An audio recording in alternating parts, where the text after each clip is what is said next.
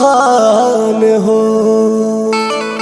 झूठ जहाँ जाल ढारे सावन में जहान हो। लाखों कंवरिया आवस लेके दिल में अरमान हो। तो ये भैया यही सावन के पावन महीना में बाबा भोलेनाथ के एगो परम भक्त अपना धर्म पत्नी के साथे देवघर जाए के तैयारी कैले बाने। बाबा भोलेनाथ पर जल ढारे के आशीर्वाद के कामना लेके कांवर सजा के घर से अब निकले ही वाला रहले। तब तक से उनकर एक लौता बेटा जेकर उम्र मात्र 10 से 11 साल हुई, वो लड़का सुतल रहे जाग जाता। दोनों प्राणी सोचत रहले कि चुपे हमने के घर से निकल जाएगी, लड़का जानी ना नहीं तो परेशान करे लगी। बाकी किस्मत के कुछ औरे मंजूर रहे। लड़का अपना मम्मी पापा से पूछता कि रौरा लोग कहाँ जात बानी हमरा के छोड़ के। वो दोनों बेकत अपना लड़का के समझावे लगले कि हमने के बाबा बैजू के दरबार देवघर यानी कि बोलबम जात बनी जा, 2-4 दिन में लौट आई जा। तू दादा दादी के पास रहिया और दादा दादी के तंग मत करिया, ठीक से खाना खा लिया ये हमारा राजा बेटा। बाकी वो नन्हा बालक जिद पकड़ लेता कि ना हमहू तू लोग के साथ बाबा धाम जाइबे, हमहू भोले बाबा पर जल चढ़ाइबे। वो छोट लड़का के मम्मी पापा समझावत बने कि अभी तू बहुत छोट बड़ा, 40 कोस के पैदल कठिन राह तू चल ना पैबा। बाकी वो लड़का जिद ध लेता, रोवन धोवन शुरू कर देता कि ना हमहू जाइब त जाइब। लड़का के मुँह में पड़ के ओकर प्यार में लाचार होके वह लड़का के जिद के आगे मजबूर हो जात बने। वह लड़का के तैयार करके तीनों लोग रेलगाड़ी से सुल्तानगंज पहुंचत बाड़े। सुल्तानगंज जहां से कांवरिया लोग गंगा जी के निर्मल पावन जल में स्नान करके आ कांवर में जल भर के देवघर के पावन धाम खातिर लोग निकलेला। गंगा जी के पावन धारा में नहाए खातिर तीनों भक्त जब उतरले हैं, लड़का के घाट के तरफ छोड़ के जहाँ कम पानी रहे वो दोनों बेकत नहाए लगले। भीड़ भी ज़्यादा रहल, लड़का पर से ध्यान हट जाता। तब तक से लड़का जिन्हें तेज धारा रहे उन्हें बढ़ जाता और देखते ही देखते गंगा जी के तेज धारा के आगोश में बह जाता। चारों तरफ चित्कार हाहाकार मच जाता। देखते ही देखते आँख के सामने से वो लड़का ओझल हो जाता। पानी के तेज बहाव के चलते सबकर हिम्मत जवाब दे जाता, केहू बचावे के कोशिश नहीं करत। दोनों प्राणी के रो रो के पागल जैसन हाल भइल बा। अपना किस्मत के कोस रहल बाड़ी जा कि काश हम अपना लड़का के बात ना मान ले रहती त आज ऐसा दिन देखे के ना पड़े। थाक हार के रोवत धोवत पास के ही भोले बाबा के मंदिर में फरियाद लेके जात बाड़े लोग। आगे कहानी में का भइल, वो लड़का मिलल कि ना, आई यह कव्वाली में भाई अंकुश राजा की आवाज में सुनल जाओ।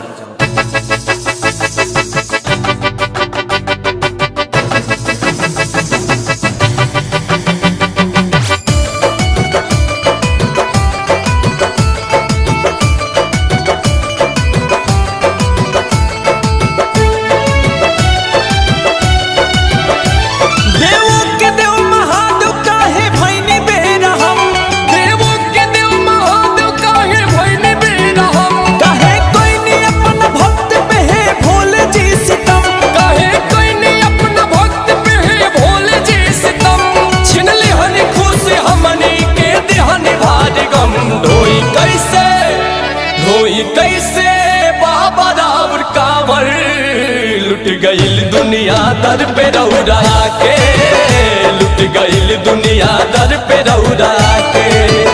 धारी जल कैसे आप रौरा पर लुट गईल दुनिया धाम रौरा के, लुट गईल दुनिया धाम रौरा के।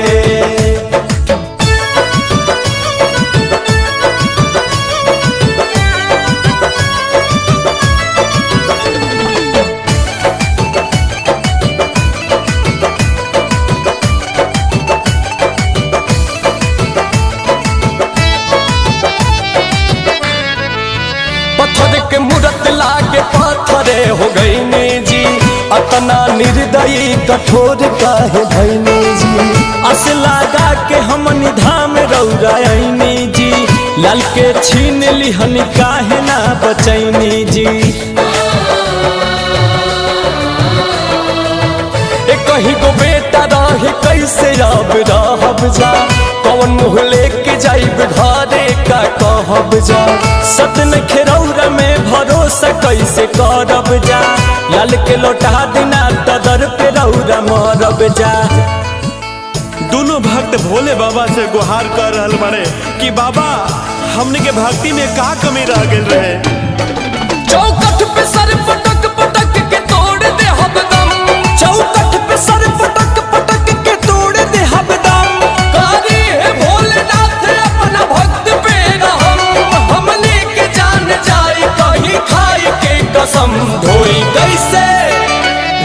कैसे प्रभु जी राउर कांवर, लुट गईल दुनिया दर पे रौरा के, लुट गईल दुनिया दर पे रौरा के। भारी जल कैसे आप रौरा पर, लुट गईल दुनिया धाम रौरा के, लुट गईल दुनिया धाम रौरा के।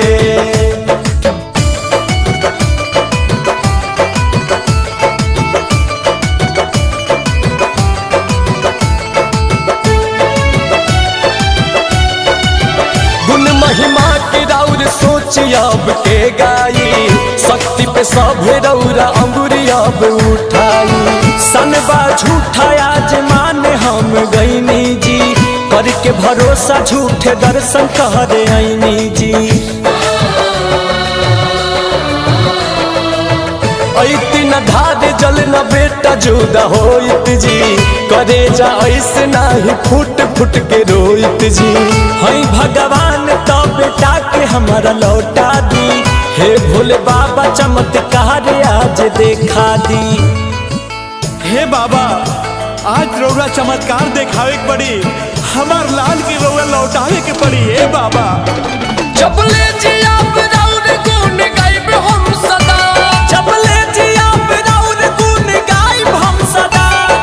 ढोरा पिटवाई दे हम सबके बता, दुखिया रे माई बाप हो जाए मेहरबा।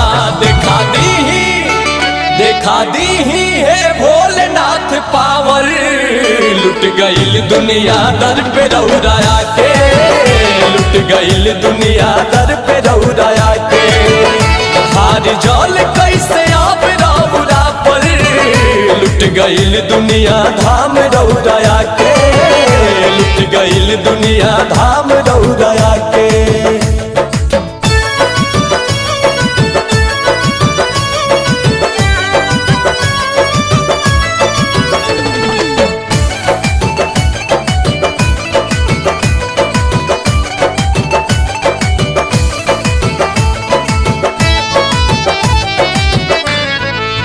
जो न लौटा सकब लाल के है शिवदानी, दोनों पारान के भी छीन लिया जे जिंदगानी।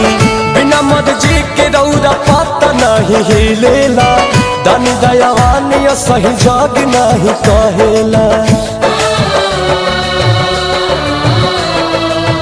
अस के डोर धीरे धीरे टूटल जाता जी, हई भगवान ई भरोसा उठल जाता जी। हरि हे भोले दानी भक्त के परेशानी, महिमा महान साबित कर दी ई कहानी। वो लड़का बहत बहत गंगा जी के दूसरा छोर पे निकल जाता। भगवान भोले शंकर खुद ब्राह्मण के भेष बना के वो लड़का के बचावत बाड़े, वो लड़का के लेके मंदिर में आवत बाड़े। देखिए आगे का भइल, कैसे भक्ति के जीत होता, आए सुनो जाओ। भइल कृपा भोलेनाथ के ऊ लइका मिल गई, भइल कृपा भोलेनाथ के ऊ लइका मिल गई।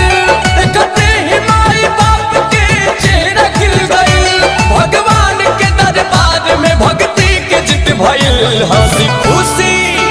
हंसी खुशी उठैल तीनों कांवर, जल धरल तीनों देव घर में जाके, जल धरल तीनों देव घर में जाके। कैले कृपा भगता पे गंगाधर, सुनैल गाथा अंकुश राजा गा के, सुनैल गाथा अंकुश राजा गा के।